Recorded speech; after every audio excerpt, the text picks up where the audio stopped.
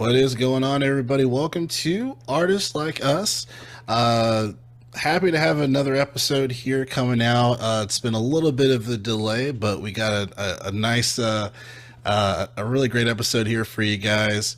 Really talented individual I'm talking to here. It's funny. It's kind of like the Grace Kinter saga of interviews of all the few people that have interviewed before have been a part of. We've worked with Grace as far as playing some music with her.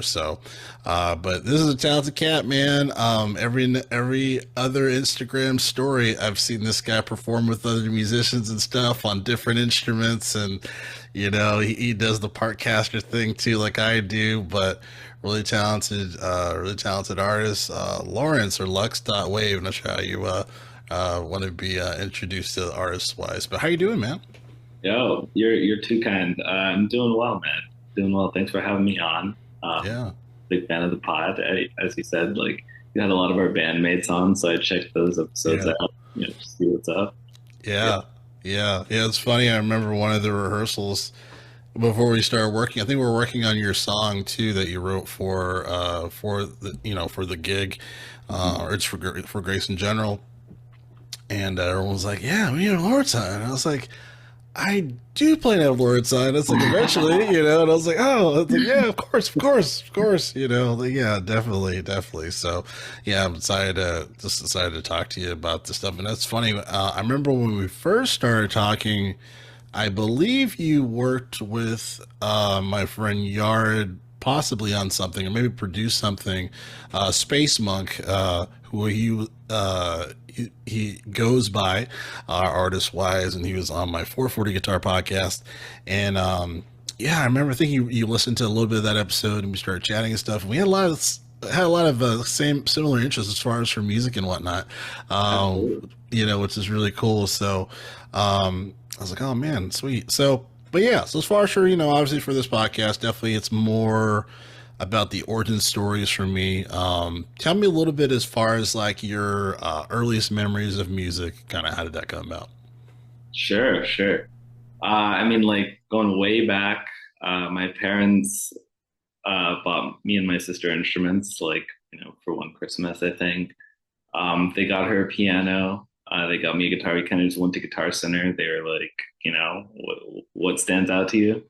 At the time, I was a Jonas Brothers fan, so I picked up a Strat, and I took maybe a couple months of lessons. But I was more of an athlete growing up, so I kind of put the guitar down and like played a bunch of baseball, and didn't really pick up a guitar again until high school.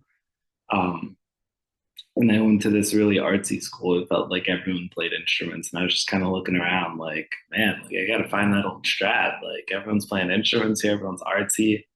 For my first day, this dude's like walking around playing ukulele, and I was just like, holy shit, like I gotta pick up an instrument too. So I got back into guitar, and it's just been a day by day thing since then. Yeah, yeah.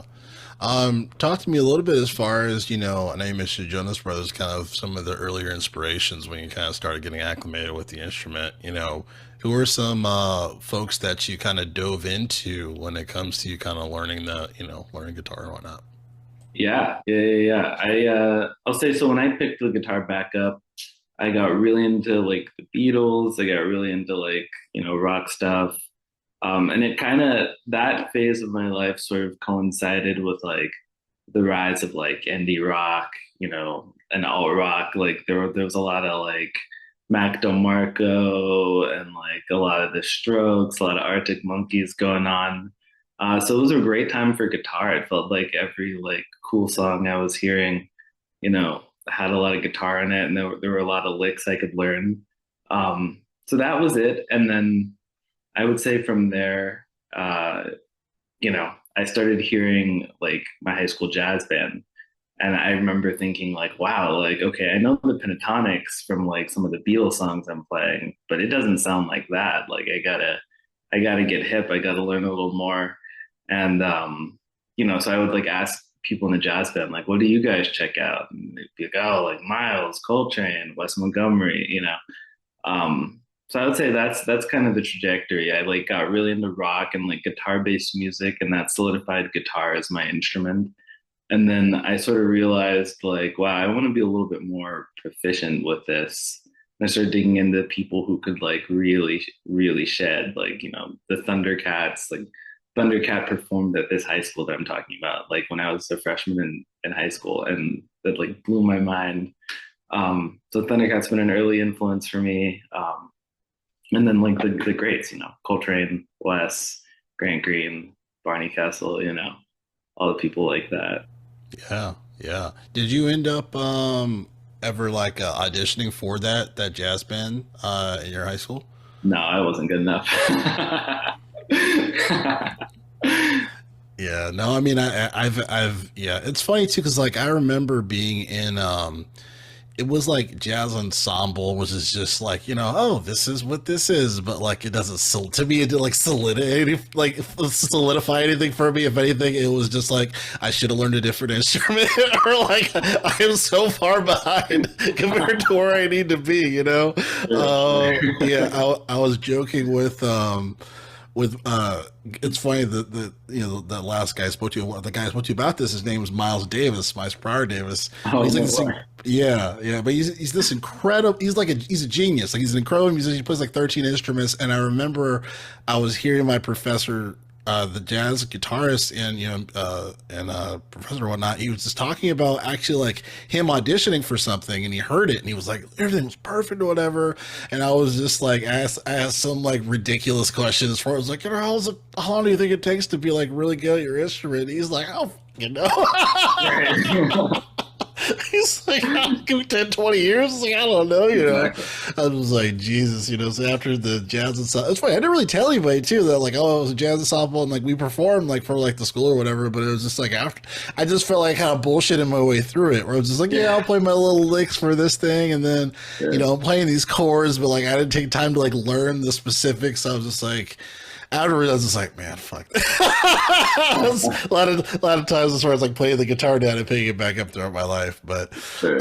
one thing that I really have, just an appreciation like for you playing the guitar is that you have a lot when it comes to talking about the Grant Greens and Wes Montgomerys and whatnot. Your rhythm playing alongside with other forms of your playing, but just there's a significant advancement, really advanced stuff. I mean, I remember learning your tune, for the greatest good thing. I was like, oh Yeah. fuck, like even like the Mac Miller, song, um, like I was like me trying to figure that out, and you were like, oh yeah, this, so it was just, I was just like, dang, like just, this guy's really great with this stuff, man. Did you listen to a lot of just a bunch of those tunes, or kind of what was your journey to kind of get to that point? Yeah. No, I'm definitely like a tune guy. Like I want to like hear a bunch of stuff. I have like playlists in my like Apple Music library that are just like one tune, but like a bunch of different people playing it, different keys, different versions, different tempos. So I just like I'm trying to get to like, sort of just understanding like how it all works, right? Because it's all like I feel like at the time when all these songs were being written, specifically like in the jazz world, like these guys are talking to each other, they're like bouncing these tunes off each other, and there's a real communal thing. Like they have like a codified, like sort of like almost belief system about what they're doing with the music. And I feel like Right. the more you can sort of see across versions and see across like you know groups and ensembles, the more you can sort of like break down like, okay, this is what they were thinking about, like here's like the stuff, and Yeah.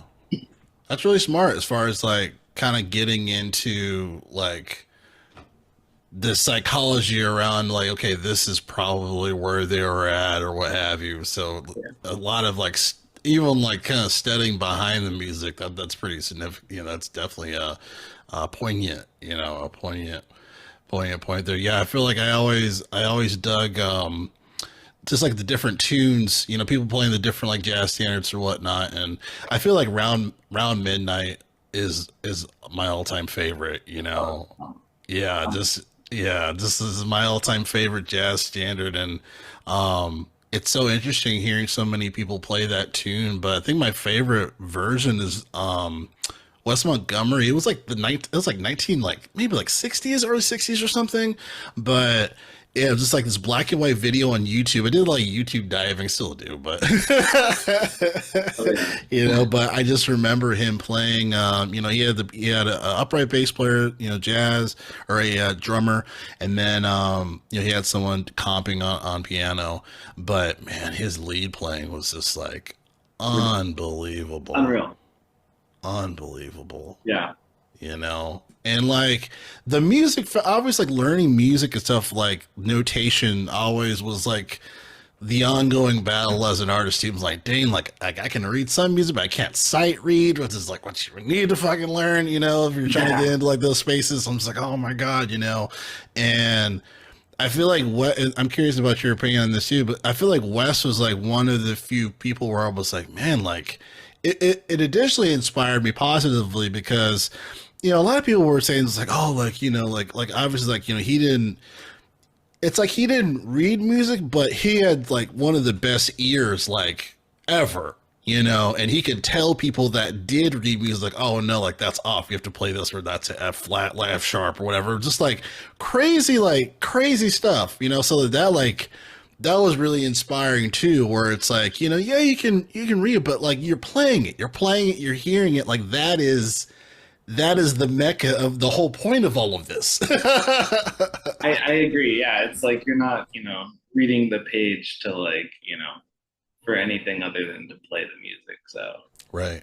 you know, Right. what- Yeah, absolutely. Yeah, man. Yeah. But yeah, and then talk to me a little bit as far as, the point where you started, playing gigs in LA and stuff. Like when did that start happening for you? Sure.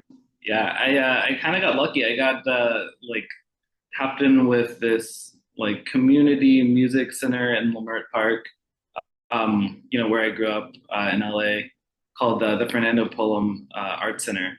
Basically, what their whole thing was, they'd have a bunch of different classes. Like they'd have dance, they'd have a bunch of different music classes. They had some like filmmaking classes, and then like it would sort of run for a summer. And at the end of the summer, they would put on these showcases for the parents.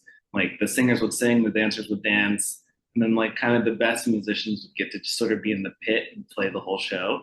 So I was relentlessly practicing, and like I got chosen to be like the guitar player in some of their shows. We would play like Motown tunes, and we would kind of like, just kind of jam and play like the intermissions and stuff. And that sort of led to a lot of my first early gigs when I was in high school. It's like there was a piano player, a great piano player in the band. He was a couple years older than me, and he had gigs. Like he was getting hit up for gigs. He played in churches all over.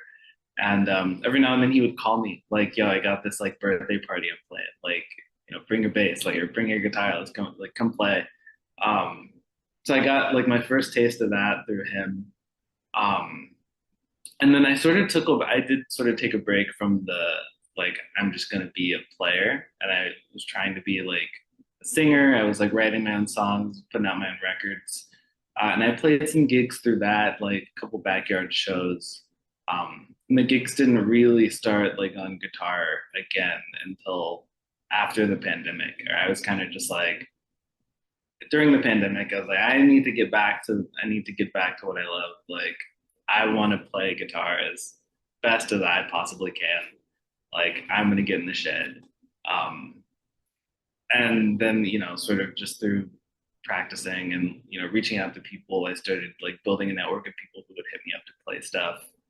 Um, but yeah, I would say the early days was definitely just through Fernando Pullum. That was the catalyst. That's great.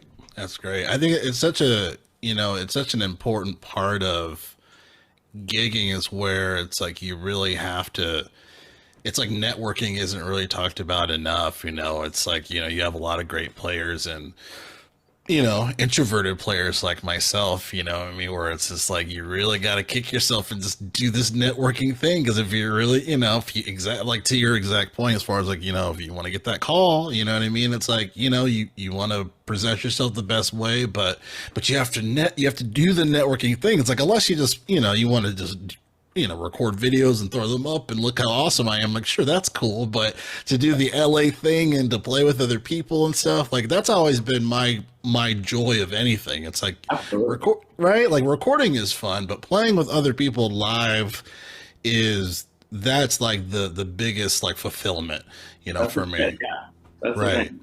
And Right. I do feel like too, it's like me and my girlfriend talked about this. Like, there's so much that goes into like getting the gig that is not like just your ability to play your instrument.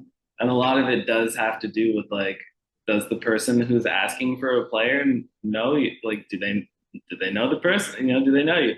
Like, when they like think guitar, do they think you? So that's kind of always been my thing. Like I'm gonna practice as much as I can. I'm gonna be as good as I possibly can. But then I also like, I gotta meet people. Right. Exactly. And I go, Exactly. Yeah, it's funny too because I know we would be messaging as far as like, oh, like, what project are you working on now? As far as like just building stuff, because like I was like have some crazy contraption. I'm like, oh, I might bring this to the show, and I bring something else. yeah, But I've seen some pretty cool stuff that you've built too. A couple of tellies you've put together, and and oh whatnot. yeah, What are you playing? Obviously, it depends on the gig, right? But as far as if you did have an option where you're like, ah, yeah, which weapon of choice to choose? What guitar are you kind of using these days for a lot of gigs? yeah, yeah, yeah. So, I mean, I have the two guitars I built. I think one of the guitars you're referencing apart. It no longer exists. The blue telly is gone, but I have a telly that is kind of looks like George Harrison's Rosewood telly. Um, I play that a lot. Um, I have a Strat that lives at my friend's studio. Uh, I just like another Strat I built that lives with him. I got a dot recently, so I kind of am between the dot and the telly. Um, and then I'm trying to bring this out as much as I can. It's like a little classical Oh, nice. 3/4 guitar piezo pickup. Um, so much fun to play, but like when I play jazz gigs, I'll bring this, but like it's not like the most accessible for everything. So Right, right. I mean, definitely easy to travel too. You know what I mean? So there's that importance because I mean, I used to have a dot. That was one of my first electric guitars. Was the dot Mints.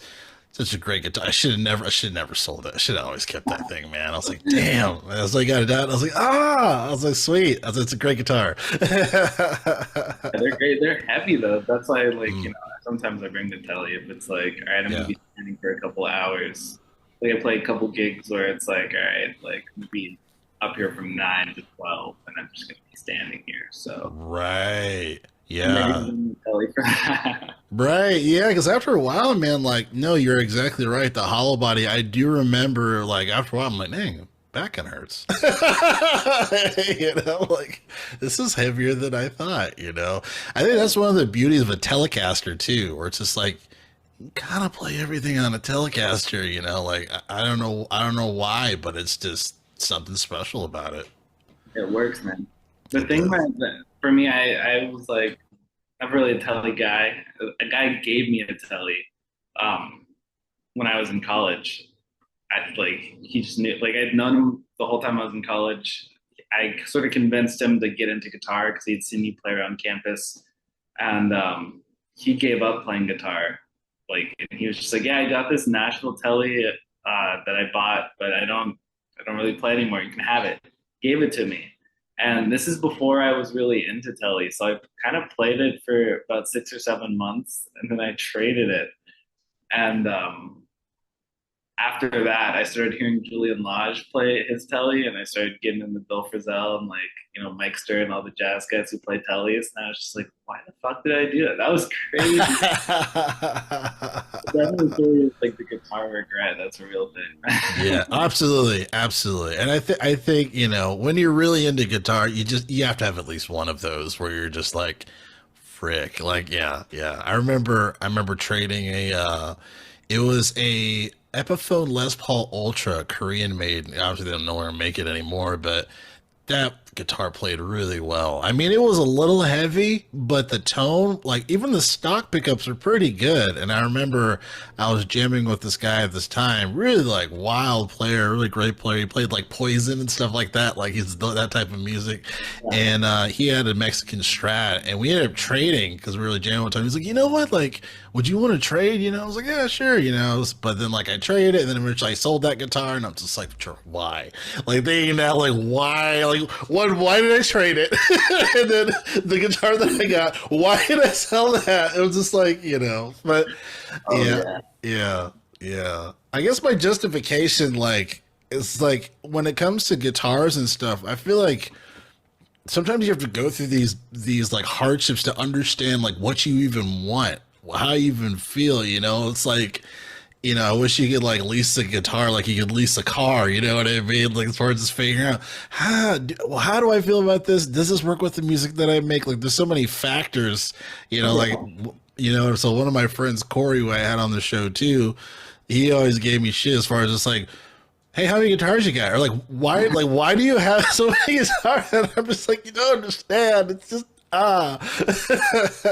Um, No, I completely agree. I think that there's so much like honestly marketing involved. It's like, you get told that you want to play this kind of music, so you're gonna have this kind of guitar and it's gonna be from this brand, just subliminally through all the stuff you see online. And you kind of do have to like just play stuff to see if you like it. Like for the longest time, like I wanted a flying V, even though it didn't make any sense, like what I was like trying to do, but I just like played them. I love the sound. I was like, damn, like that would be nice. Like I like that. Right. So you just kind of have to try stuff. I agree. Yeah. Yeah, absolutely. No, yeah. When I ever did play a flying V, especially if it was a Gibson one, there was a moment in time where I was like, this is great. It's like I understand why like Hendrix had one at one point, and other people had one at one point. I was like, these pickups, this tone is like everything is just like, yeah, I feel like I'm in a different decade, every time I play it. I would So like pick up a flying V and play like Misty at Guitar Center and be like, holy shit, this guy doing? that's the best thing too, is when you can prove to people like you can have a guitar and play something that's not to that specific. Like when people think of a Strat, and like you're playing country or something, and people are like, why are you playing that on this? Or or you have a jazz guitar and you're playing like rock riffs or whatever. Like it's nice when you're not playing the typical sound that when people think of that certain guitar, where it's like in reality, it's like just play wherever you want. Yeah, I really do hate that on this whole thing. Like, it's like honestly, like my whole thing is like it's picks, it's strings, it's where you're plucking. Like that's the sound, right? Like it has a lot less to do with the body shape than we all like to think. Right, right.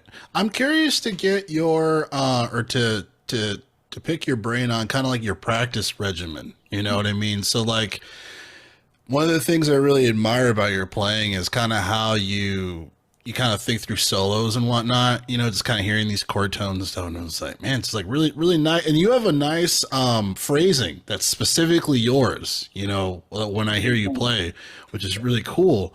Um, Kind of like what? How do you like when you do shed? You know what I mean? Like, what is kind of like your practice regimen that you try to like squeeze in? Throughout a week. Yeah. I mean, it kind of goes in waves, I would say. I feel like there are periods where, um, like the gigs kind of slow up and I kind of have time to just like turn on the metronome and I'm, doing arpeggios, trying to like play and playing through modes, just trying to up speed, like just as sort of a calisthenic kind of exercise, like just all right, up 20 BPM, like going through the modes, that kind of thing, and just like drilling that. Now it's kind of one of those periods for me where I don't have a bunch of gigs coming up, so I'm kind of trying to go through modes of melodic minor. I had a lesson recently with someone who was like, "Oh yeah, play melodic minor. Oh yeah, play a different mode." And I was just like, "Holy shit! Like this is beyond." I need to so Yeah, yeah.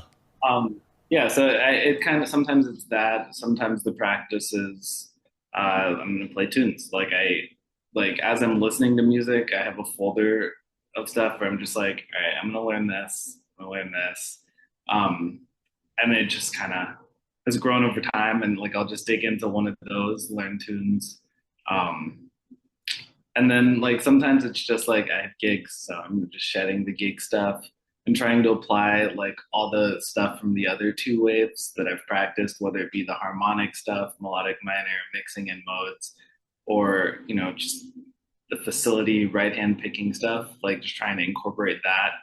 Um, Honestly, talking through it, it sounds a lot more uh, organized than it actually is in practice. It's sort of like I pick up a guitar every day. I do make sure to do that, but it's not as routine as I'd like it to be every day. But yeah, I definitely am trying to play every day. I would say with respect to the practicing piece. That's really cool. Do you ever I feel like I need to it's funny when I did start learning, or I guess it's even beyond when I started learning. I feel like one thing that I feel like I could benefit more from is learning more songs when it's not like a gig situation where like I have to learn this, because like I've always had like the Tom Morello mindset where I'm just like, let's play what I want. Let's learn what I want to play. Learn technique, and then once I get to like I have to learn a song, like I can learn it because like I learned the technique portion, it'll help complement or whatnot.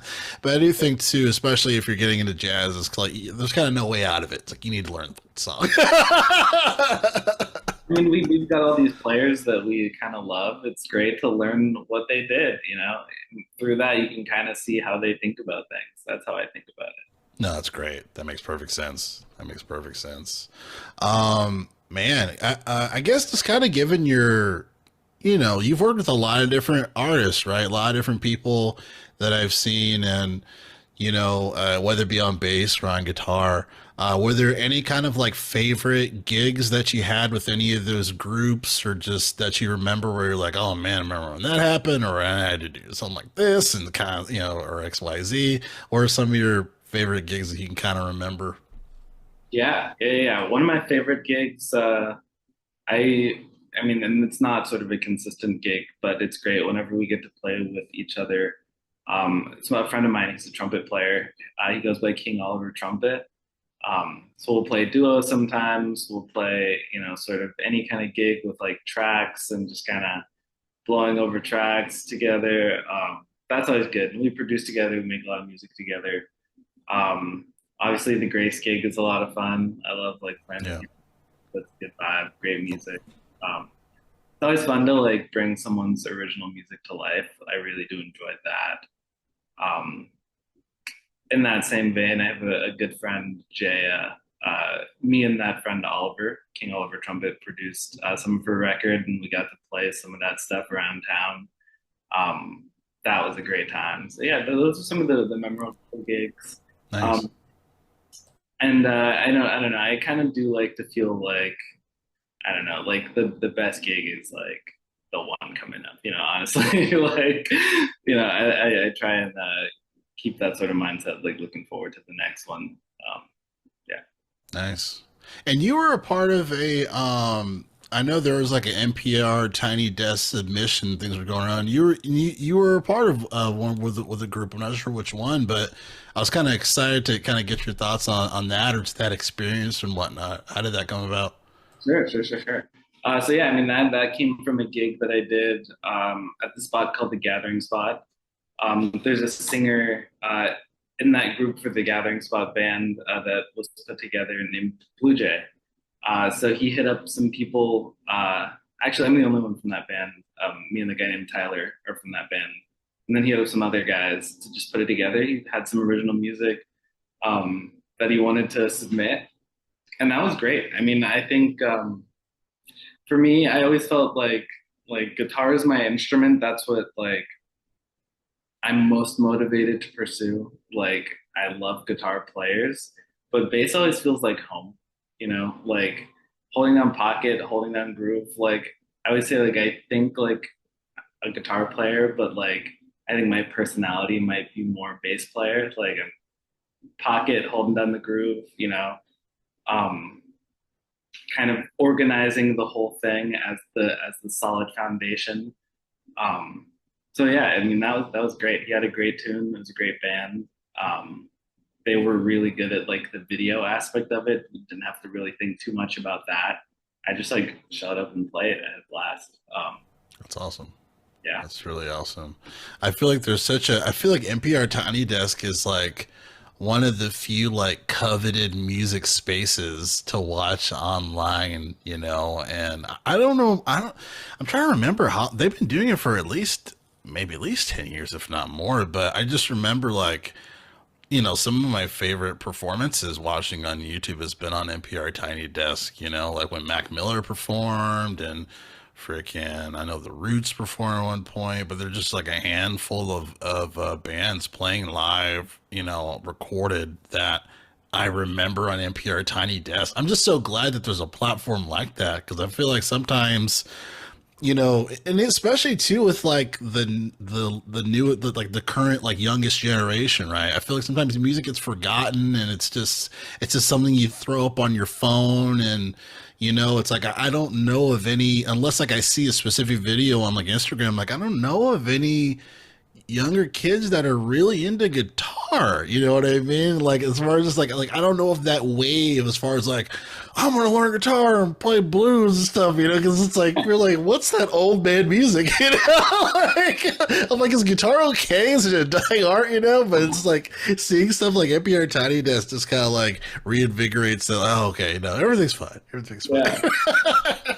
You bring up an interesting point. I do think like the guitar thing is like kind of shifted. Like I feel like guitar. There's a section of people who are playing guitar like the Tim Henson vibe, where it's like arpeggiated and it's like kind of almost feels almost kind of like MIDI. Like there's definitely Mhm. guitar out there, and like then there are also the singer songwriters like on the Taylor vibe, right? Like on the Taylor Swift vibe. Like I feel like guitar is like it's not what we grew up with it being. Like yeah, I'm gonna play blues. I might play Right. grunge. I can play some pentatonic licks. Like I'm gonna dig into my bends. Like the guitar like goalpost is kind of like moved a little bit. It's kind of interesting. Yeah, it's almost like it's kind of more just like it's funny, like it's a musical instrument, but it's almost being used just as an instrument for something else, if that makes sense. Where it's like the art of the playing is secondary to whatever else you're trying to use it for. Like I remember. Oh no, no, please go ahead. Oh, no, yeah, it's like the vehicle for songwriting almost for a Yeah, lot. But what were you saying? yeah, no, definitely the vehicle. It's funny. I've been playing Marvel Rivals with my friends recently, and too much time. I feel like we're 20 hours into it, but we won't go there. But there's the music is really good, and there's a guitar. I don't know who the guitar player is. I kind of want to research, but I was listening. I'm like, this guitarist is killing like on these tunes, and like the different maps have like the different tones and stuff, and there's like the Wakanda like places and different places or whatever for the maps, and I'm just hearing the guitar player for all these tunes, and I'm like, this guy is so good, and like everyone else I'm playing is not really musically inclined, they're just like, oh, that's cool, you know what I mean? Like they're like doing everything else in the game, but me as a musician playing, I'm like, this guitarist is on point. I need to practice more. As I'm playing Punisher, That's so real. That's so real. Man. Yeah. Yeah, it's fun. It's nice when you're at a point where because I feel like also too the other side of like learning, an instrument, right? And I'm curious how the younger generation gets like how they work through this too. Is where there's always that point where it's just like the overwhelmingness, where you're just like, oh yeah, I think they're pretty good here. Then like you watch this video of someone like killing, and you're like, fuck. You're like, how do I even like? Why do I even do this? You know what I mean? Like even like I remember reading a story as far as like Oscar Peterson being so like intimidated by Art Tatum's playing, like he like Oscar Peterson like almost stopped playing, which is like insane to think about. You're like, Oscar Peterson was great all the time, but just like hearing like Art Tatum and like what he did on his right and left hand, where you're just like, should I even keep doing what I'm doing? But my wraparound point was just like it's nice to get to a point where one as an artist you're okay as far as like, yeah, there's great people out there, but like I just want to be the best person that I can be, and like I hope that like younger generation learning guitars that they can have that same sentiment, because I feel like there's just so much thrown at them now, but like it's a nice space to be in, you Yeah, know. yeah, absolutely. Mm-hmm. Yeah, I feel that way every time I take a lesson. I'm just like, oh wow, I thought I was good at guitar. Yeah, I took one yesterday and left that lesson just like, wow, there's a lot Right. of knowledge out there. But I think the encouraging thing is like just because one person can do it doesn't mean I can't, right? In a way, it kind of means that I can. Um, Right. keep climbing. Guitar is not like football or something where it has an expiration date. You can play guitar forever. So, Right. Yeah. Yeah. And I feel like too, it's like I've come to the point where it's like I'm learning and stuff to be the best guitar player of Jarrell Powell. Like that, like I think at least I think through that too, where I'm just like, I could have like the inspiration as far as like I'm gonna be the greatest, and then like my mind is just like ha ha ha, like yeah, but nah, but I think for me it's like I'm content with like I'm okay learning as much as I can to surprise myself, like, oh hey, I did that, that's pretty cool, you know what I mean? I think that's always a nice thing too. It's having that mindset, but I think it helps. I was going to ask you about this movie. Because I'm always a big fan of like music movies, and I feel like a lot of them are kind of like under the table because it's like they're not going to be super popular because they're music movies.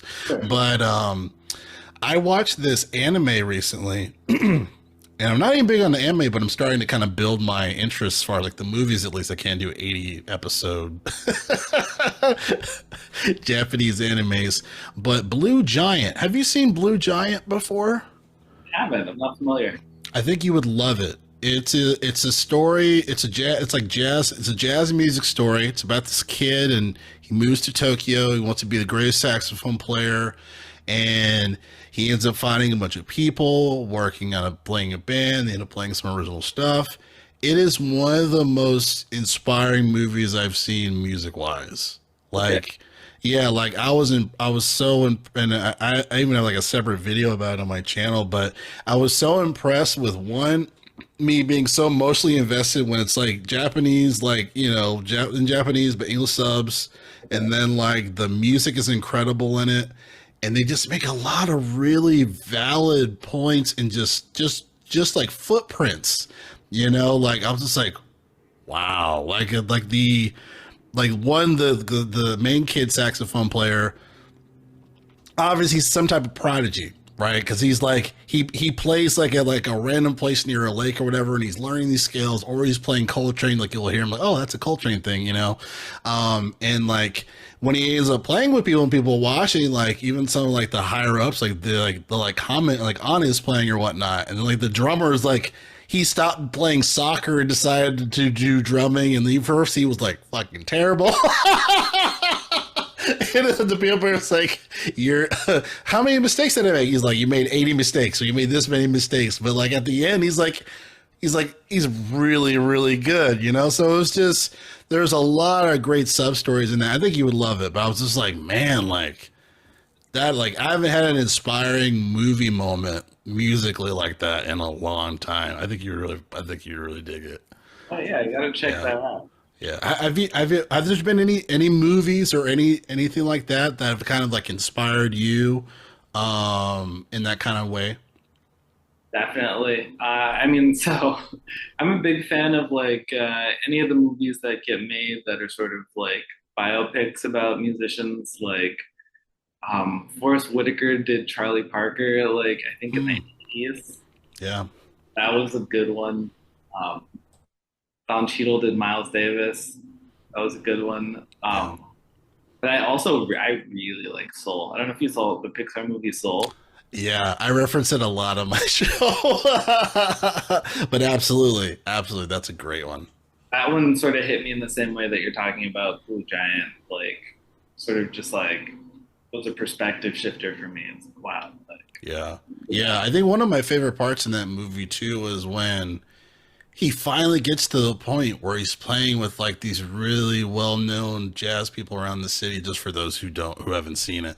Um and at the end of it, they're just he's like, "Oh, what do we do now?" It's like, "Oh, we play again tomorrow." exactly. So that's it. Like he's like, like he's waiting his whole life for this, and he's just like, it wasn't what he thought it was. I was like, damn, that really like hit me in the heart. You know what I mean? As far as just kind of that point to make, and then obviously like the playing in spaces. Like I was like, wow, like I'm really impressed by Pixar. That really hit home for me. I'm like speaking of what you're referencing, I'm learning how to golf now, Oh and wow. I find like there's a parallel in like so I'm going to the range like once a week, and like I hit like 100 balls a week basically, just like trying to learn how to like have a proficient golf swing. And it's like I'll hit one perfect, like square it up, I'll watch it fly, I'll hit the back of the net. And it's exactly like you're saying, like, all right, there's another ball. Like do it again, It's Right. kind of the same kind of thing where it's like, all right, you have a great gig. There's one tomorrow. Like, Right. bring it again. You're solo on this tune. You got one on the next one. Like, it's kind of a good perspective to have, I feel. Yeah. Absolutely. Absolutely. Man, I guess one of the last things to talk to you about before I let you get out of here, is there any new music that you're working on that people can kind of keep an eye on, or maybe any gigs you're playing that people should check out? What's some stuff that you have going on recently? Sure, sure. Yeah, I play a monthly gig at the Comedy Store here in LA, up in Hollywood. It's at a comedy show, like that. Under the radar at the Comedy Store in the Belly Room last Sunday, or last Saturday rather, of every month. Come out to that. I don't know when this is dropping, but I got a couple in March. I would say follow me on Instagram, and you'll hear about said gigs. And Nice. yeah, Very nice. Congrats on the comedy store thing too, man. That's pretty awesome. I was like, yo, like, because like I listen to all these podcasts where people talk about the comedy store in some way, shape, or form. So I'm just like, oh, geez, like that's awesome. But God, Lawrence. yeah, it's a fun show. It's a friend of mine. He's a comic. He's basically like reached some level where he can have shows at the Comedy Store pretty regularly. So now he's kind of reaching back for comics that are lesser known, and he's trying to put them on. And he's also put me on, letting me play music. So it's a Nice. good vibe all around. That's cool, man. Cool, cool. Very cool, man. Well, Lawrence, man, I appreciate you taking the time to do the podcast, man. Thanks again for being on the show. I appreciate it. Thanks for having me, man. It's been a blast. Always down to talk guitars, talk music. Yeah, man. Yeah, definitely, definitely. Well, that's gonna wrap it up here for us, guys. For artists like us, you guys take care. We'll talk. Well, you'll see us. You'll see me soon. Take care. Well, I like to stay low.